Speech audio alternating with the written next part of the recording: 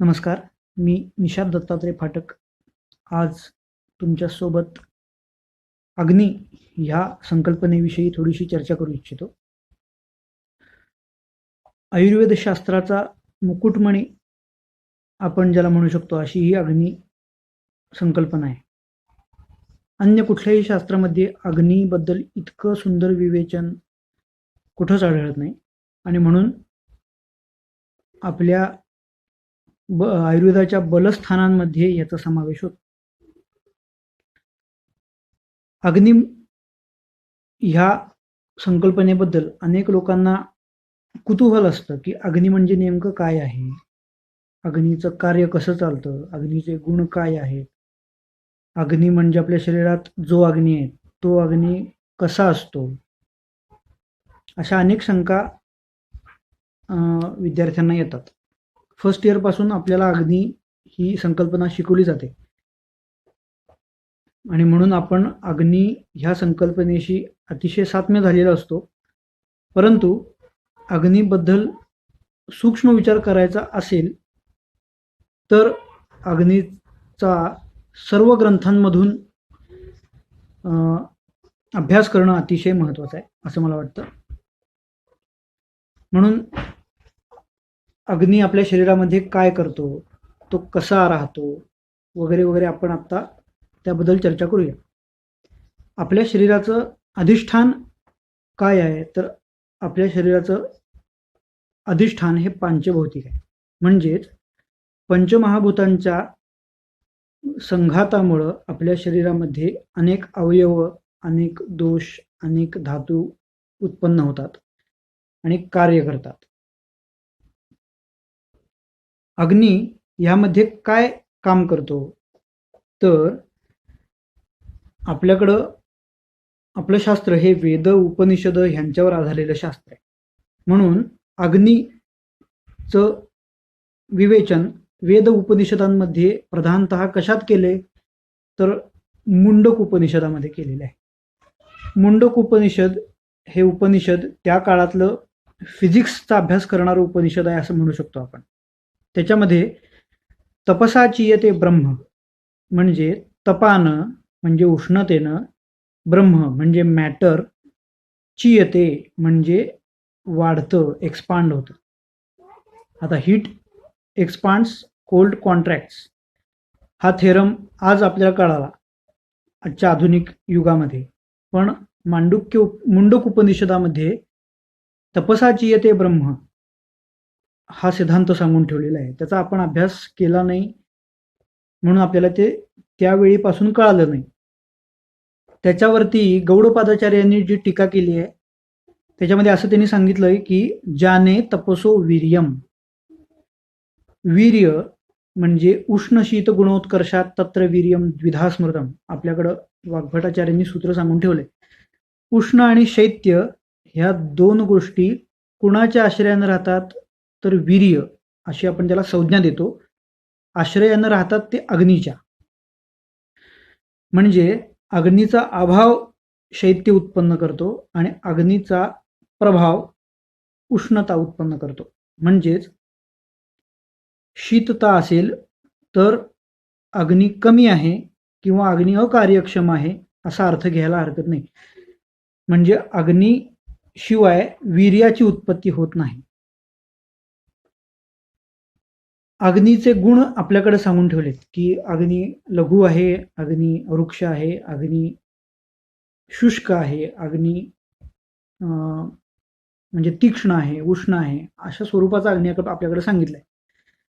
म्हणजे आपण अग्नी ही कन्सेप्ट बाह्य स्वरूपाचा म्हणजे यत्पिंडी तत् ब्रह्मांडी असं सूत्र आपण जे लावतो तसा अग्नी आपल्या शरीरात अपेक्षित आहे का, ज्याला ज्वाळा आहेत, तर तसं नाही आहे. आपल्या शरीरातला अग्नी उत्पन्न होण्यासाठी आपल्याला शरीराचं अधिष्ठान काय आहे हे कळलं पाहिजे. म्हणजे माझ्या शरीराचं अधिष्ठान काय आहे, तर पृथ्वी आणि जल महाभूत हे माझ्या शरीराचे उपादान कारण आहेत. उपादान कारण म्हणजे माझं शरीर जर मृत अवस्थेत पडलं तर त्यामध्ये वायू कार्यरत त्यावेळी नसेल. धनंजय नावाचा वायू काही काळापुरता येऊन जातो, वगैरे आपल्याला सगळं माहिती आहे. परंतु माझं शरीराचं उपादान कारण काय आहे, तर जल आणि पृथ्वी. म्हणून मधुर रसाचं महाभूताधिक्य आपण बघितलं तर पृथ्वी आणि जल महाभूत आहे. आणि जे मधुर रस म्हणजे मधुर रसात्मक द्रव्य जीवनीय ठरतात, माझ्या शरीराला पोषकच ठरतात, आजन्म सात्म्य ठरतात. म्हणून अग्नी माझ्या शरीरात कसा राहील, तर पृथ्वी आणि जल ह्या दोन महाभूतांच्या आश्रयानेच राहील. आपण विचार करू शकतो की वाग्भटाचार्य यांनी असं सांगितलेलं आहे की प्रत्येक द्रव्य हे क्ष्मामधिष्ठाय जायते. याचाच अर्थ त्याचं कार्य चालू करायचं असेल तर त्याला पृथ्वीचाच आश्रय घ्यावा लागतो. उदाहरणार्थ, मला शरीरामध्ये आग्नेय गुण प्रधान कार्य घडवून आणायचं असेल तर माझ्या शरीराला अग्नी म्हणजे प्रत्यक्ष अग्नी, शेकोटी किंवा चूल ह्यातला जो अग्नी आहे तसा अग्नी अपेक्षित नाही. तर तो अग्नी कसा अपेक्षित आहे, तर मी तुम्हाला त्याचं उदाहरण देतो की आपल्याकडं अरणी नावाचं इन्स्ट्रुमेंट म्हणजे साधन वापरलं जातं की जे होम हवन करण्यासाठी जो अग्नी प्रज्वलित केला जातो त्यासाठी वापरलं जातं. त्याचं स्वरूप कसं असतं, तर एक भवऱ्यासारखं वरचं यंत्र आणि एक लाकडी छोटासा पाट. त्या पाटावरती ते यंत्र आपण ताक घुसळतो तसं दोरीनं उजव्या डाव्या बाजूने ओढून अग्नी प्रज्वलित केला जातो घर्षणाने. तुमच्या समोर आणि एक उदाहरण ठेवतो, ते म्हणजे मॅन वर्सेस वाईल्ड आपण मालिका बघत असाल तर त्यामध्ये बेअर ग्रिल्स जसा अग्नी पेटवतो, म्हणजे 2 वाळलेली लाकडं घेतो, त्या वाळलेल्या लाकडांमध्ये एक छिद्र निर्माण करतो आणि एक वाळलेलं लाकूड त्याच्यात उभं करून ते रवीसारखं घुसळतो, घर्षण करतो आणि त्याच्यातून उत्पन्न होणारा अग्नी हा पृथ्वीच्या आश्रयानं घर्षणानं उत्पन्न झालेला अग्नी आहे. तिथं कार्यकारी महाभूत कुठला आहे, तर वायू महाभूत हे तिथं कार्यकारी महाभूत आहे असं म्हणू शकतो आपण. तसंच माझ्या शरीरामध्ये अग्नी उत्पन्न कसा होईल किंवा अग्नीची वृद्धी कशी होईल, तर वायू महाभूतापासून आपल्याला अग्नीची उत्पत्ती सांगितलेली आहे. म्हणजे माझ्या अग्नीचं मी संदूषण करायचं असेल तर मला समान वायूचा आश्रय घेतला पाहिजे की जो अग्नी समीपस्थ आहे, कोष्ठामध्ये संचरण करतो आणि अग्नीला वाढवायसाठी तो कारणीभूत आहे. यावरून आपल्याला दीपन कार्य कसं घडत असेल ह्याचं अनुमान लागतं. म्हणून दीपन औषधं ही समान वायूच्या कार्याला वाढवणारी औषधं असतात. समान वायूचं कार्य हे अग्नी संदूषण करण्याचं आहे का, तर तो अग्नी समीपस्थ आहे. दुसरी कन्सेप्ट आपल्याला माहिती आहे दीपनाबरोबर येणारी, ती म्हणजे पाचन. पाचन हे सुद्धा काम अग्नीचंच आहे, फक्त त्याला आश्रय देणारं महाभूत बदलतं. म्हणजेच आम अवस्था बदलायची असेल, आम अवस्थेचं परिणमन पक्व अवस्थेत करायचं असेल तर आपल्याला अग्नीची मदत घ्यावी लागते. उदाहरणार्थ, कच्चं फळ आणि पक्व फळ हे दोन्ही पृथ्वी आणि जल महाभूत प्रधानच असतात. परंतु उदाहरणार्थ कैरी ह्याच्यामध्ये जल महाभूत सुद्धा असतं आणि पृथ्वी महाभूत सुद्धा असतं. परंतु ते मी खाल्ल्यानंतर मला व्याधी होऊ शकतात. परंतु त्याच्यावरती अग्नीची क्रिया झाली म्हणजेच निसर्गतः उष्मा त्याच्यावरती कार्यकारी झाला तर त्याचं कैरीमधचं रूपांतर आंब्यामध्ये होतं आणि म्हणून आंबा माझ्या धातुवर्धक अशा स्वरूपाचा, धातूंना पोषण देणारा असा आंबा हे फळ ठरतं. तसं मी आहार घेतानाच जल आणि पृथ्वी या स्वरूपातला आहार घेतो, उपादान कारणाचा आहार घेतो आणि म्हणून त्याचं परिणमन माझ्या असात्म्य घटकांपासून सात्म्य घटकांपर्यंत करायचं असेल तर त्याला मदत होते अग्नीची. म्हणून माझ्या शरीरामध्ये कुठंही आम निर्मिती झालेली असेल तर त्या ठिकाणी अग्नी जाऊन कार्य करणं याला आम पाचन असं म्हणायचं. मग तो आमाशयात असू दे किंवा कुठल्याही स्रोतसांमध्ये असलेला आम असू दे. स्रोतसामधला आम पाचन करायचा असेल तर तिथला धात्वग्नी वर्धन करावा लागेल आणि धात्वग्नीचं पोषण करणारा हा प्रधानतः जाठर अग्नी आहे असं आपल्याकडे सांगितलेलं आहे. म्हणजे अग्निदीपन आणि अग्निदीपन आणि आमपाचन ह्या दोनही संकल्पना अग्नीच्याच आश्रयाने होणार आहेत, पण दीपन हे जाठर अग्नीचं होणार, त्याच्यासोबत धात्वग्नीचं होणार. त्याला संचार करण्याची अनुमती नाही. परंतु आमपाचन करणाऱ्या द्रव्यांचं आणि आमपाचन करण्यासाठी त्या द्रव्याला आपण म्हणू शकतो की अशी सूट दिलेली आहे की तू कुठेही जा आणि आम पाचन करून ये. मग ते आमाशयस्थ आम असू दे किंवा सूक्ष्म सूक्ष्म स्रोतसामध्ये अडकलेला आम असू दे, तिथं जाऊन त्याचं पाचन करणं हे पाचन करणाऱ्या द्रव्यांचं काम आहे. आपल्याकडं अशी एक संकल्पना सांगितली जाते की मंद अग्नी हाच सर्व रोगाचं कारण आहे. म्हणजे रोगा हा सर्वेपी मंदेग्नो असं सूत्र वाग्भटाचार्य सांगतात. म्हणजे प्रत्येक रोग हा मंद अग्नीनं होतो. याचा अर्थ अग्नी हा प्रमाणतः मंद होतो म्हणजे कमी होतो असं म्हणायचं आहे का त्यांना? तर तसं नाही. कारण आपल्याला व्यवहारदृष्ट्या बघायला गेलं तर आपण एखाद्या व्यक्तीबद्दल सांगतो की हा माणूस किंवा हा व्यक्ती मंद आहे, मंद बुद्धी आहे. तर त्याचं कार्य कमी झालेलं नसतं, पण त्याचं कार्य अप्राकृत नक्की झालेलं असतं, विकृत झालेलं असतं. अशा स्वरूपाचं विवेचन त्यांना मंद अग्नी ह्या दृष्टीनं करायचं आहे. म्हणूनच अतिअग्नी ही एकमेव अवस्था भस्मक या व्याधीमध्ये किंवा अत्यग्नी ह्या व्याधीमध्ये आपल्याला दिसून येते की त्यामध्ये समान वायूचं काम इतका जोरामध्ये चालू असतं अग्निसंदूषणाचं की पहिला आहार पचतोय ना पचतोय तेवढ्यात क्षुधा प्रवर्धन होतं. आपल्याला माहिती आहे की क्षुधा वेग हा समान वायूनं होतो आणि क्षुधा वेग वारंवार होणे, त्याचं पचनाची क्रिया वारंवार होणे म्हणजे अन्नम गृह्णाती पचती विवेचयती मुंचती हे सगळं कार्य इतकं जलद गतीनं होतं की आपल्याला त्या व्याधीला भस्मक व्याधी म्हणावं लागतं की जो अन्नाचं भस्मच करून टाकतो, राख करून टाकतो. त्यानंतर अग्निवृद्धी ही त्या व्याधी सोडता कुठल्याही व्याधीमध्ये निंदनीय मानलेली नाही. याचा अर्थ अग्नी प्रमाणतः वृद्धी नव्हे.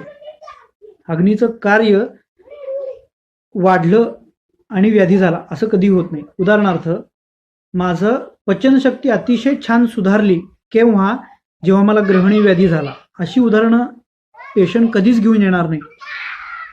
म्हणजे माझा अग्नी दुष्ट व्हावाच लागतो, तो मंदच व्हावा लागतो. ह्या अर्थी मंद असा शब्द घ्यायचा आहे. शब्दशः अर्थ मंद, याचा अर्थ कमी असा अर्थ त्याचा घ्यायचा नाहीये. म्हणजेच समान वायूचं अग्नीवरचं काम, दीपन पाचन आणि माझ्या शरीराचं अधिष्ठान हे पृथ्वी आणि ह्याच स्वरूपातला अग्नी माझ्या शरीराला अपेक्षित आहे. सुश्रुताचार्यांनी अग्नीचे 5 प्रकार सांगितले. त्याला आपण पित्ताचे 5 प्रकार म्हणतो कारण अग्नी आणि पित्त ह्या दोन्हीमध्ये सुश्रुताचार्यांनी फरक केलेला नाही असं मला वाटतं. कारण त्यांनी एके ठिकाणी म्हणून ठेवले की अग्नी हेच पित्त आहे. म्हणजे अग्नीची कामं अनेक प्रकारे आपल्याला बघायला मिळतात. अग्नी पेटवू शकतो, अग्नी दहन करू शकतो, अग्नी पाक करू शकतो, अग्नी भस्म करू शकतो, अग्नी रंगवू शकतो, वैवर्ण्य आपण ज्याला म्हणू शकतो. अशा अनेक घटकांचं कॉम्बिनेशन म्हणजे अग्नी. म्हणून त्यामध्ये प्रकार करताना सुश्रुताचार्य सांगतात की पहिला प्रकार पाचक अग्नी, जो अन्नाचं पचन करतो, जो असात्म्य घटकाचं सात्म्य घटकांमध्ये परिवर्तन करतो, परिणमन करतो. दुसरा प्रकार रंजक अग्नी, जो वैवर्ण्य किंवा प्राकृत वर्ण उत्पन्न करण्यासाठी कारणीभूत आहे. उदाहरणार्थ रसाला रक्तामध्ये कन्वर्ट करायचं असेल किंवा त्याचं रूपांतर रक्तामध्ये करायचं असेल तर त्याला रंजक अग्नीची मदत घ्यावी लागते असं सुश्रुताचार्य सांगतात. म्हणजे रक्ताचं रंजन कर्म केलं, त्यामध्ये गुण रंजनाच्या आश्रयानं त्यांनी वाढवले, म्हणून हा रंजक अग्नी झाला. भ्राजक अग्नी जो त्वचेच्या आश्रयानं राहतो, त्वचेच्या आश्रयानं राहून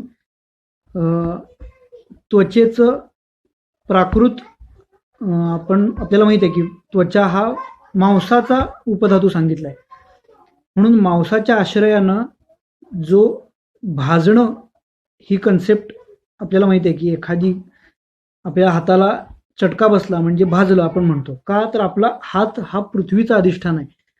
तसंच पृथ्वीच्या अधिष्ठानानं राहणारा अग्नी हा कुठला असतो तर भ्राजक अग्नी, म्हणून त्वचेच्या आश्रयानं राहणारा भ्राजक अग्नी. आपण त्याचा विचारच आपण जास्त करायला जात नाही. कुष्ठ किंवा पांडू ह्या व्याधींमध्ये, कामला अशा व्याधींमध्ये भ्राजक रंजक अशा स्वरूपाच्या अग्नींचं काय झालंय याचा विचार आपण गडबडीमध्ये करायला जात नाही, तो केला पाहिजे असं मला वाटतं. त्यानंतर साधक अग्नी, जो साधक बुद्धी, मेधा आणि अभिमान आदी बौद्धिक गोष्टींसाठी कारणीभूत आहे. आपण मागच्या लेक्चरमध्ये आपण बघितलं होतं की मज्जा आणि पित्ताचा संबंध, म्हणून मज्जा या एव पित्तधरा सा एव मज्जाधरा कला, किंवा मज्जेच्या आश्रयानं कार्य करणारं पित्त जे असेल ते साधक पित्त आपण म्हणू शकतो, ज्याचं मूल स्थान हे हृदय सांगितलेलं आहे, आणि म्हणून हे साधक पित्त. शेवटचं पित्ताचा जो अग्नीचा जो प्रकार आहे तो आलोचक अग्नी. आलोचक अग्नी हा चक्षुरेंद्रियाच्या आश्रयानं राहतो आणि तिथं रूप गुण ग्रहण करण्यासाठी कारणीभूत ठरतो. म्हणजेच पाचक अग्नी, भ्राजक अग्नी, रंजक अग्नी, साधक अग्नी आणि आलोचक अग्नी असे 5 प्रकारची कामं शरीरस्थ पित्त करत असतं. म्हणून पित्त आणि अग्नी ह्यांना भिन्न मानलेलं नाही आहे सुश्रुताचार्याने. भिन्न आपण का म्हणू शकतो तर उष्मा हा एकमेव घटक, ह्याला आपण अग्नी म्हणलेला आहे. आता पित्त म्हणजेच अग्नी किंवा पित्त म्हणजे अग्नी नव्हे अशा 2 स्वरूपाचे वाद आहेत, पण कार्यकारी आपल्याला पित्ताच्या आश्रयानंच कार्य करावं लागतं. द्रवगुणानं पित्त वाढलं तर अग्निमांद्य होणार आहे का, तर तिथं जलमहाभूत वाढलं आणि जलमहाभूत हे अग्नीच्या विरोधी आहे. अग्नी प्रमाणतः वाढणं म्हणजे पित्त प्रमाणतः वाढणं असे अनेक व्याधी आपण बघू शकतो. तसेच पित्ते मंदो नलः शीत प्रवाहानी कफे भ्रमः असा श्लोक वाग्भटाचार्य सांगतात. म्हणजे पित्ताच्या क्षयामध्ये अग्नी मंद होतो, अग्नी अकार्यक्षम होतो किंवा अग्नीची प्रमाणतः घट बघायला मिळते, म्हणून पित्ताच्या आश्रयानं अग्नी राहतो. तसेच अग्निरेव पित्त असं आपण सुद्धा म्हणू शकतो. धन्यवाद.